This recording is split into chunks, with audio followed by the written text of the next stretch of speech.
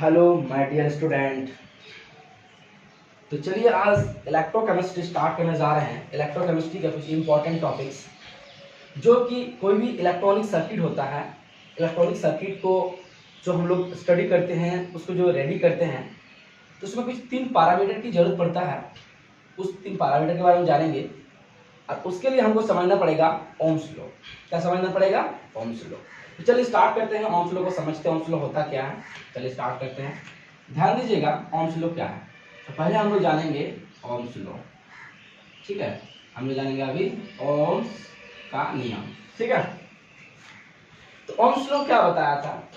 Ohm's law बताता है कि अगर मान लीजिए कोई सर्किट है, उस सर्किट में अगर करंट ज्यादा है तो करंट ज्यादा तभी होगा जब वो उसका वोल्टेज ज्यादा होगा। करंट ज्यादा तभी होगा जब उसका वोल्टेज ज्यादा होगा। तो हम बोल सकते हैं, या तो हम बोल सकते हैं कि अगर वोल्टेज ज्यादा है तभी उसका करंट ज्यादा है, ठीक है। वोल्टेज ज्यादा है तभी उसका करंट भी ज्यादा है, ठीक है ना। तो अब देखिए, अगर आप यहाँ पर बात करेंगे, अगर डायरेक्टली प्रोपोर्शनल हटाएंगे तो इसके लिए कांस्टेंट यूज होगा, जो वोल्टेज इक्वल टू हो जाएगा I इंटू आर। आर यहाँ आ गया प्रोपोर्शनलिटी कांस्टेंट, जिसको हम लोग बोलते हैं क्या? रेजिस्टेंस। तो अब यहाँ पर इसका 3 पैरामीटर्स आ गया। तीनों पैरामीटर्स कौन कौन से तीनों पैरामीटर्स इसके बारे में समझते हैं। जैसे अगर आप बात करते हैं यहाँ पे V, तो V यहाँ पर क्या है? V फॉर यहाँ पर है वोल्टेज। क्या है? वोल्टेज। I क्या है यहाँ पर? I है करंट। I यहाँ पर क्या है? करंट। और R है यहाँ पे रेजिस्टेंस। R क्या है यहाँ पे? रेजिस्टेंस। R है रेजिस्टेंस, ठीक है। तो सर वोल्टेज, करंट और रेजिस्टेंस ये क्या बताता है कि बोल रहा है कि अगर वोल्टेज जितना होगा करंट उतना होगा, या तो वोल्टेज जितना होगा उतना ही करंट होगा। ये डायरेक्टली प्रोपोर्शनल है। तो सर तीनों चीज क्या है? वोल्टेज, करंट या ओम्स लॉ किस बेसिस पे एक्सप्लेन किया है, इसको समझाने के लिए कुछ हम फिनोमेना आपको रिप्रेजेंट करेंगे। उस फिनोमेना के थ्रू आप समझ सकते हैं कि ओम्स लॉ किस चीज को इंडिकेशन दे रहा है, ये वोल्टेज क्या होता है, करंट क्या होता है, रेजिस्टेंस क्या होता है। उस फिनोमेना के थ्रू आपको वोल्टेज, करंट और रेजिस्टेंस को इजीली समझ में आएगा। ओके, चलिए इस टॉपिक को क्लियर करते हैं। तो पहले हम समझते हैं कि वोल्टेज क्या होता है। तो जैसे हम कुछ एक्सपेरिमेंटली बताना चाहेंगे, कुछ फिनोमेना ड्रॉ करेंगे। जैसे मान लीजिए, एज्यूम कर लीजिए आपके पास कोई पानी का टंकी है, ठीक है। अब ये कोई पानी का टंकी है, उस पानी का टंकी को अगर मान लीजिए हम क्या करते हैं, उसको जमीन पे रखते हैं। ध्यान दीजिएगा, कोई पानी का टंकी है, चलिए ये जमीन है ना, तो ध्यान दीजिएगा कोई अर्थ है, यहाँ पर पानी का टंकी को रखा गया है। तो पानी का टंकी यहाँ पर इस तरह से पानी का टंकी को यहाँ पर रखा गया है, और पानी का टंकी में अब पानी को छोड़ देना है। तो पानी पे यहाँ पर मान लीजिए कोई पाइप के थ्रू यहाँ पर पानी जा रहा है, नल के थ्रू यहाँ क्या पानी जा रहा है। तो बताइए यहाँ पर पानी, ये जमीन है और जमीन के जस्ट ऊपर पे, उसी के सरफेस के ऊपर में वाटर के टैंक को रखा गया। ये वाटर टैंक है, ठीक है। ये जो टैंक है ये वाटर टैंक है, उसको रख दिया वहां पर। अब यहाँ पर वाटर टैंक से जो पानी का प्रेशर आएगा बहुत कम होगा, क्योंकि इनके बीच में जो पोटेंशियल डिफरेंस है। अब यहाँ पर एक वर्ड आ गया पोटेंशियल डिफरेंस। क्या आ गया? Potential difference. अब ये पोटेंशियल डिफरेंस क्या होता है? पोटेंशियल डिफरेंस को समझने का कोशिश करते हैं कि पोटेंशियल डिफरेंस क्या होता है। देखिए पोटेंशियल डिफरेंस उसी को बोलते हैं, चार्ज डिफरेंस को ही बोलते हैं पोटेंशियल डिफरेंस। पोटेंशियल डिफरेंस किसको बोलते हैं? Charge difference. चार्ज डिफरेंस को ही बोलते हैं पोटेंशियल डिफरेंस। देखिए बात क्लियर कीजिए। अगर potential difference not equal to 0 है, तब उसमें क्या होगा? वाटर का जो प्रेशर होगा ज्यादा बनेगा। अगर potential difference not equal to 0 है, तभी पानी का प्रेशर होगा वो ज्यादा बनेगा। तो आप मान लीजिए, अगर आप मान लीजिए यहाँ क्या बोला, पोटेंशियल डिफरेंस क्या है? चार्ज डिफरेंस है। तो सर चार्ज डिफरेंस क्या है? मान लीजिए अगर ये कोई वाटर टैंक में जो पानी रखा गया है, तो टंकी को हम पूरी मान लेते हैं पॉजिटिव चार्ज, जहां से रखा गया टंकी को, और अर्थ को रखा गया यहाँ पर मान लेते हैं नेगेटिव चार्ज। तो ये रहा पॉजिटिव चार्ज और ये रहा हमारा नेगेटिव चार्ज। तो positive charge and negative charge के बीच में डिफरेंस देखो वो 0 के बराबर है, क्योंकि सर उस जस्ट वाटर टैंक को जमीन के अंदर, ये जो जमीन है उस जमीन अर्थ के अंदर, अर्थ के ऊपर में, सरफेस के ऊपर में रख दिया गया है। और अर्थ के सरफेस के ऊपर रख देना से क्या होता है, दोनों के बीच में जो चार्ज डिफरेंस है, जो चार्ज डिफरेंस मींस या पोटेंशियल डिफरेंस जो है वो नहीं के बराबर है, मतलब पोटेंशियल डिफरेंस ऑलमोस्ट 0 है। अब बताइए दोनों के बीच में पोटेंशियल डिफरेंस अगर जीरो रहेगा तो कभी भी करंट का मूवमेंट होगा नहीं, मींस प्रेशर तो बनेगा नहीं, प्रेशर तो बनेगा नहीं। अब प्रेशर बनाने के लिए हमको पोटेंशियल डिफरेंस जितना हाइट पे होगा, जितना ज्यादा पोटेंशियल डिफरेंस होगा, मतलब जितना ज्यादा हाइट पे वाटर टैंक होगा उतना पानी का प्रेशर होगा। अगर मान लीजिए आप क्या करते हैं, टैंकर में पानी भर देते हैं और उसको जमीन पे रखते हैं और पानी पीने की कोशिश करेंगे तो पानी का प्रेशर बहुत स्लो मोशन में आएगा। लेकिन वही वाटर टैंक को अगर सबसे सरफेस मतलब सबसे टॉप लेवल पे उसकी जो पोटेंशियल डिफरेंस है सबसे टॉप कर देते हैं, सबसे ऊंचा पे रख देते हैं, और वहां जब पानी वहां से नीचे गिरेगा तो पानी का प्रेशर सबसे ज्यादा होगा, और पानी का प्रेशर ज्यादा हो रहा है मतलब हम बोल सकते हैं कि वोल्टेज वहां पर ज्यादा है। तो बताइए पोटेंशियल डिफरेंस को ज्यादा बनाने के लिए हम क्या करेंगे, ये जो जमीन है उस जमीन के ऊपर में कोई एरिया ऐसा बना देंगे, देखे होंगे वाटर टैंक देखे हो ना, ऐसे बड़ा सा बना देंगे और उसके ऊपर में हम वाटर टैंक को रख देंगे। इस जमीन के ऊपर में बड़ा सा बना दिए हैं, कोई एरिया बना दिए इस तरह से है ना, स्टैंड बना दिए हैं और उसके ऊपर में वाटर टैंक को रख दिए, इस तरह से वाटर टैंक को रख दिए। तो इसके ऊपर में वाटर टैंक को रख दिए, ये जमीन है। तो बताइए वाटर टैंक की चार्ज क्या माने थे, प्लस, और यहाँ पर चार्ज क्या माना जमीन को, ये माइनस चार्ज है। तो दोनों के बीच में देखो कितना ज्यादा पोटेंशियल डिफरेंस है। अब पोटेंशियल डिफरेंस जितना ज्यादा होगा उतना ज्यादा चार्ज डिफरेंस, अब चार्ज डिफरेंस को बोलते हैं पोटेंशियल डिफरेंस। तो सर पोटेंशियल डिफरेंस ज्यादा होने से क्या होगा, अब पानी का जो प्रेशर होगा, पानी क्या करेगा, पानी नल के थ्रू से, अब पानी क्या होगा नल के थ्रू से, या जो पानी वाटर जो गिरेगा काफी प्रेशर से गिरेगा। तो वोल्टेज क्या काम कर रहा है, वोल्टेज काम कर रहा है किसी भी पानी को पुश करने का काम कर रहा है। वोल्टेज क्या काम कर रहा है, पानी को प्रेशर दे रहा है, मतलब वोल्टेज क्या कर रहा है, पुश कर रहा है। तो जितना ऊपर ज्यादा जाने से, हाइट पे जाने से पानी का जो क्या होगा, पुश होगा, जो फोर्स होगा, और फोर्स क्या होगा, ज्यादा होगा। जितना ज्यादा यहाँ पर टॉप लेवल पे फोर्स होगा पानी उतना तेज गिरेगा। तो सर पानी का प्रेशर ज्यादा क्यों बना, क्योंकि हम उसके पोटेंशियल डिफरेंस, इसकी जो पोटेंशियल डिफरेंस है या जो हाइट है इसको टॉप पे कर दी।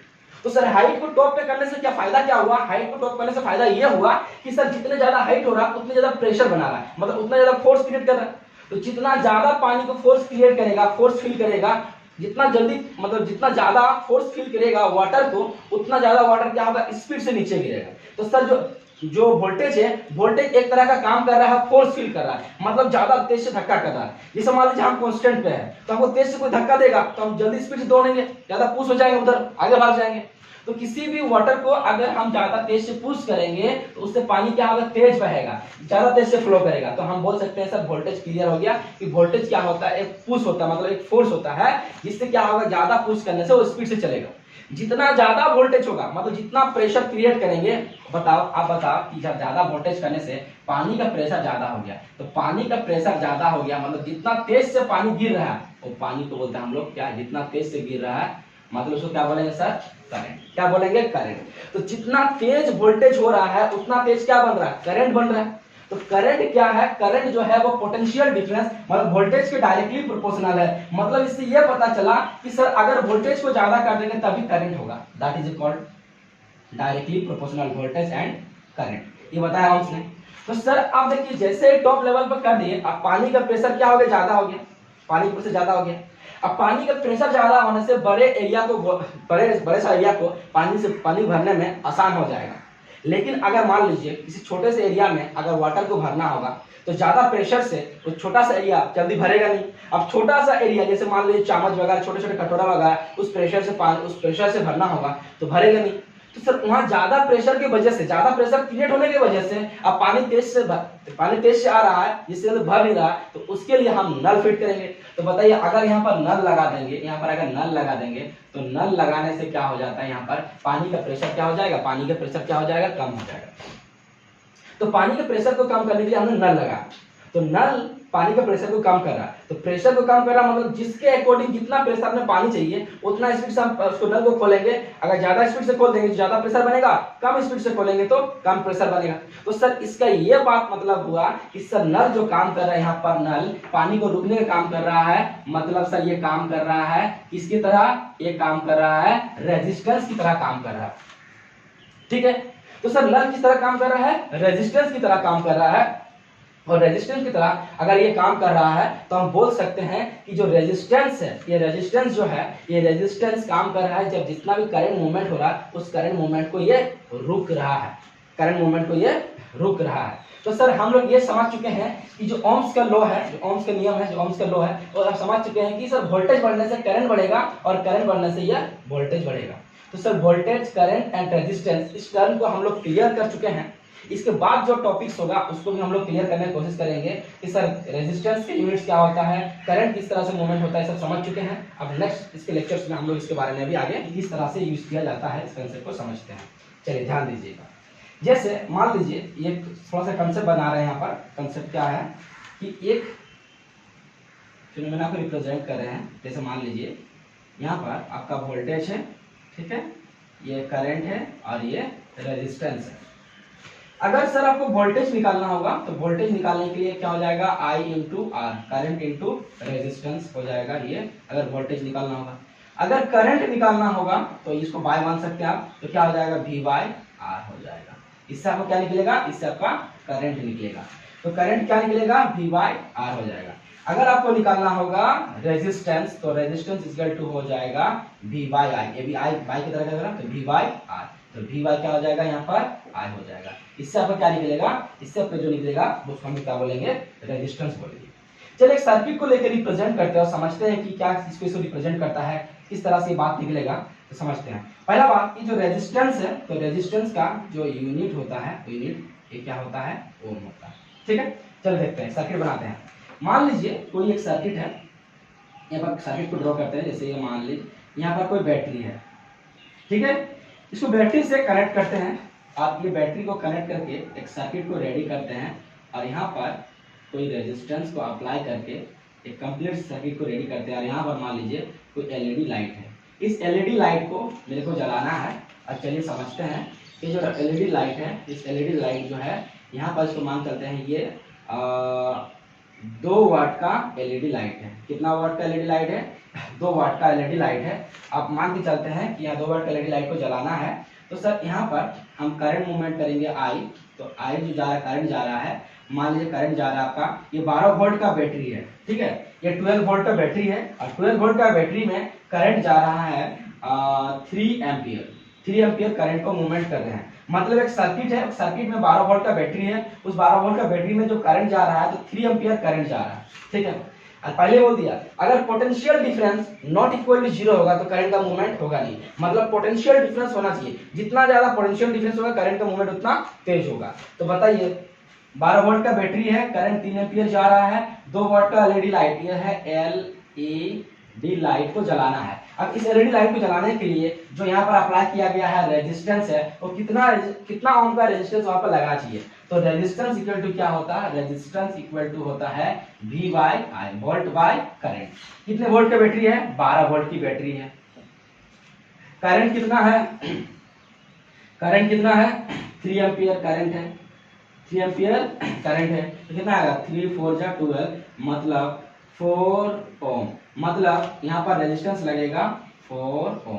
मतलब 4 ओम का रेजिस्टेंस अप्लाई करने से यहाँ करंट का मूवमेंट इजी होगा और एलईडी बल्ब इजीली जल जाएगा, ठीक है। इजीली क्या होगा, इजीली एलईडी बल्ब क्या होगा, उसमें करंट मूवमेंट हो जाएगा। तो इसमें बताइए जो रेजिस्टेंस जो अप्लाई किए, तो रेजिस्टेंस क्या काम कर रहा है, रेजिस्टेंस काम कर रहा है किसी भी करंट को रुकने का काम कर रहा है रेजिस्टेंस। तो करंट क्या कर रहा है, obstructions of current, obstructions of current, flow of current. जो करंट मूवमेंट हो रहा है उस करंट में एक पॉइंट से दूसरे पॉइंट को जाने के लिए उसकी जो वेलोसिटी है वो रुक रहा, कम कर रहा, मतलब कम स्लो मोशन में भेज रहा। तो ये जो रेजिस्टेंस है, अब ये रेजिस्टेंस यहाँ पर वर्ड आ गया, वो रेजिस्टेंस वर्ड को थोड़ा क्लियर करने का कोशिश करते हैं। तो चलिए रेजिस्टेंस को समझते हैं, रेजिस्टेंस होता क्या है, ठीक है। चलिए रेजिस्टेंस को क्लियर करते हैं। तो पहले हम लोग समझते हैं कि रेजिस्टेंस होता क्या है। चलिए ध्यान दीजिए, रेजिस्टेंस, चलिए लगाइए रेजिस्टेंस। अब ये रेजिस्टेंस क्या होता है, ध्यान देना। रेजिस्टेंस को समझते हैं। तो रेजिस्टेंस, रेजिस्टेंस को समझते हैं जिसको हम लोग R से रिप्रेजेंट करते हैं। रेजिस्टेंस क्या कर रहा है, जैसे मान लीजिए ये पॉइंट A है, A पॉइंट से B पॉइंट तक में करंट जा रहा है। तो A से B पॉइंट तक में करंट जाने के लिए अगर करंट के स्पीड को कम करना होगा, करंट को हम स्लो मोशन में जाए, तो उसके बीच में हम फ्लो ऑफ करंट्स को स्पीड स्लो करने के लिए हम अप्लाई करते हैं क्या, रेजिस्टेंस। तो रेजिस्टेंस क्या करता है, obstruction flow of current, current की वेलोसिटी को, उसके स्पीड्स को कम कर रहा है, वो रहता है कौन, रेजिस्टेंस। उसको रुक रहा है, रुक रुक के भेज, उसको क्या बोलते हैं, रेजिस्टेंस बोलते हैं, ठीक है। चलिए अब रेजिस्टेंस क्या क्या क्या फंडामेंटल कंसेप्ट है। तो रेजिस्टेंस किस पे डिपेंड करता है। तो पहला हम जानेंगे यहाँ पर रेजिस्टेंस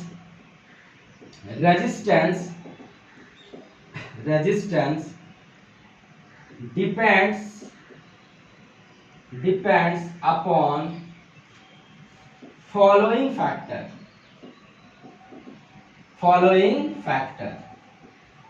कुछ इंपॉर्टेंट फैक्टर्स के बारे में हम लोग जानेंगे जिसमें रेजिस्टेंस डिपेंड करता है। कुछ इंपॉर्टेंट फैक्टर्स के बारे में जानेंगे जिसमें क्या होता है, रेजिस्टेंस डिपेंड्स करता है। ठीक है, तो चलिए रेजिस्टेंस डिपेंड्स करने के लिए फैक्टर को समझते हैं क्या क्या होता है। पहला जो फैक्टर होता है नेचर ऑफ मटेरियल। नेचर का मटेरियल्स क्या होता है वो डिपेंड करता है किस तरह का मटेरियल का बना होगा, कौन सा मटेरियल का बना होगा रेजिस्टेंस, ये डिपेंड करता है। लेकिन इस नेचर मटेरियल्स का डिपेंड्स करता मतलब यहाँ पर आपको जरूरत पड़ेगा नहीं, क्योंकि इससे रिलेटेड हम लोग कुछ काम करने वाला नहीं है। हम लोग उसके टू द इंपॉर्टेंट पॉइंट पर जाएंगे जो सबसे ज्यादा यूज होने वाला है। तो दूसरा है लेंथ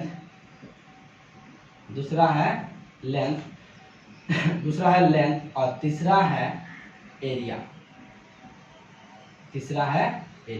इसको मतलब क्रॉस सेक्शन एरिया। ठीक है, इस पे डिपेंड करता है रेजिस्टेंस। तो सर लेंथ पे कैसे डिपेंड करता है, एरिया पे कैसे डिपेंड करता है, इसके बारे में जानेंगे। चलिए इसके बारे में देखते हैं, लेंथ और एरिया पे किस तरह डिपेंड करता है रेजिस्टेंस, इसको अप्लाई करके देखते हैं। तो बताइए अगर लेंथ बढ़ा दिया जाएगा तो रेजिस्टेंस भी क्या हो जाएगा, बढ़ जाएगा। तो लेंथ बढ़ने से रेजिस्टेंस क्या हो रहा, बढ़ रहा। तो आप ध्यान दीजिए, पहला फैक्टर है लेंथ जिसको L से डिनोट करते हैं। तो क्या होगा, रेजिस्टेंस तभी बढ़ेगा जब लेंथ बढ़ेगा। तो रेजिस्टेंस कब बढ़ रहा है, जब लेंथ बढ़ रहा है। जैसे मान लीजिए, थोड़ा सा जूम कर लीजिए, यहाँ पर ध्यान दीजिएगा कि अगर मान लीजिए छोटा सा कोई इंस्ट्रूमेंट है, जैसे मान लीजिए कोई रेजिस्टेंस है छोटा सा यहाँ पर, है ना। अब यहाँ पर इसको बनाते हैं, इसका जो लेंथ है, मान लीजिए यहाँ पर लेंथ लेते हैं इसकी जो लेंथ है वो 1 सेंटीमीटर है। ठीक है, तो यहाँ पर करंट का मूवमेंट हो रहा है। और यहाँ पर मान लीजिए कि सपोज करो कि हम अब लेंथ को क्या कर रहे हैं, अब जो लेंथ है वो लेंथ को थोड़ा सा बड़ा कर देते हैं। लेंथ क्या हो गया, अब बड़ा हो गया, ये लेंथ बड़ा हो गया। तो लेंथ को ले लेते हैं, मान लीजिए ये 2 सेंटीमीटर। तो देखिए यहाँ लेंथ क्या हो गया, लेंथ बढ़ने से देखिए जितना ज्यादा लेंथ बढ़ेगा उतना ज्यादा इलेक्ट्रॉन रुक के जाएगा, इलेक्ट्रॉन उतना फंसेगा। लेंथ बढ़ने से इलेक्ट्रॉन ज्यादा फंसता है। तो बताइए यहाँ कम लेंथ कम होने से इलेक्ट्रॉन एक पॉइंट से दूसरे पॉइंट में जल्दी निकल जाएगा। लेंथ कम होने से एक पॉइंट से दूसरे पॉइंट में इलेक्ट्रॉन जल्दी निकल जाएगा।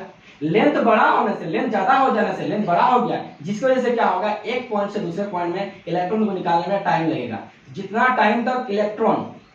टाइम इलेक्ट्रॉन उसी रेजिस्टर में फंसा रहेगा, जितना देर तक फंसा रहेगा उतना उसका रेजिस्टेंस भी क्या हो जाएगा, बढ़ जाएगा। तो इलेक्ट्रॉन जितना ज्यादा अंदर में फंसे रहेगा रेजिस्टेंस उतना बढ़ेगा। तो लेंथ बढ़ने से रेजिस्टेंस बढ़ जाता है। दैट्स क्लियर, कोई डाउट्स नहीं है? कोई डाउट्स होगा तो कमेंट्स कीजिएगा, उसको हम और एक्सप्लेन करने की कोशिश करेंगे। ठीक है, चलिए देखते हैं आगे।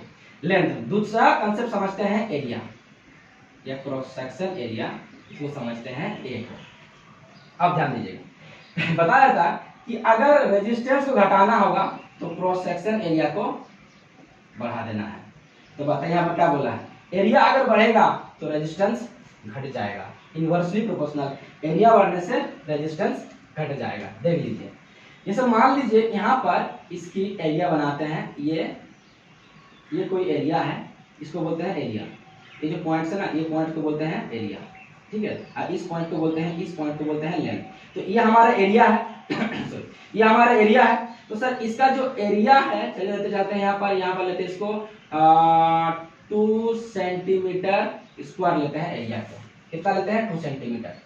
अब मान लीजिए एक पॉइंट से दूसरे पॉइंट में करंट जा रहा है। अब यहाँ पर क्या करते हैं, हम एरिया को थोड़ा सा और बड़ा कर देते हैं। यहाँ पर एरिया को और बड़ा कर देते हैं। देखिए अब एरिया क्या हो गया, बड़ा हो गया।